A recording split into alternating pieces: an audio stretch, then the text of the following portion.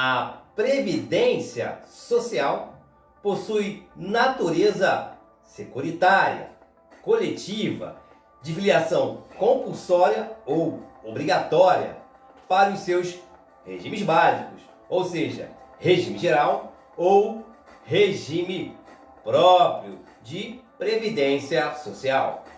E ainda de caráter contributivo, já que exige para o aproveitamento dos seus benefícios a antecipação da contribuição dos seus beneficiados / segurados.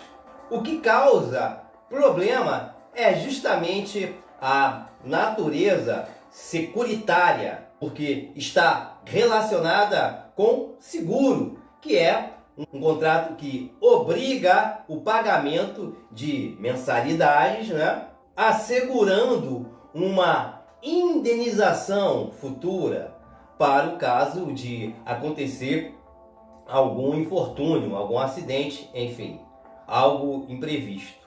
Essa natureza securitária aparentemente se parece com o seguro que nós conhecemos no nosso dia a dia aí, que tem natureza contratual lá do direito civil. Veja, a natureza dos regimes básicos da Previdência Social, ou seja, regime próprio, regime geral, é institucional ou estatutária, já que a União, através da lei, utiliza o seu poder de império, que é um conceito que a gente conhece que vem lá do direito administrativo, utiliza o poder de império para instituir, para criar uma vinculação automática ao sistema.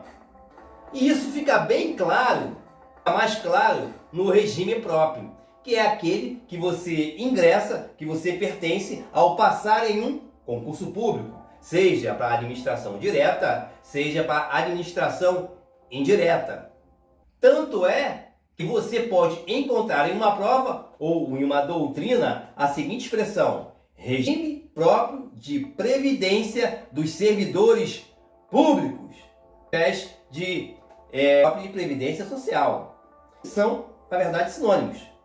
Entre aspas, essa palavra seguro da previdência social é vinculado ao ramo do direito público, ao contrário do seguro, palavra seguro, que estamos acostumados aí, esse seguro tradicional, a parte de contratos do direito civil, que faz parte, o direito civil, do direito privado. Então, com o termo seguro ou natureza securitária, na hora de resolver a questão de direito previdenciário, para não confundir com o seguro do direito civil.